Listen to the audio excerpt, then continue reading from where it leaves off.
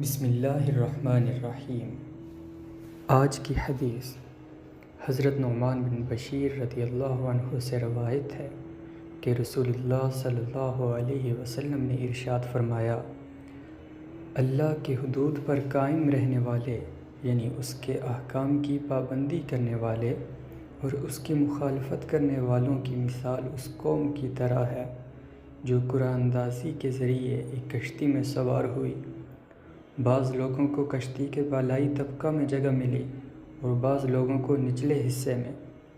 نچلے طبقے والے اوپر چڑھ کر پانی لیتے تھے تو بالائی طبقے والوں پر پانی گر جاتا تھا، لہٰذا بالائی حصے والوں نے کہا، ہم تمہیں اوپر نہیں چڑھنے دیں گے تاکہ ہمیں تکلیف پہنچاؤ۔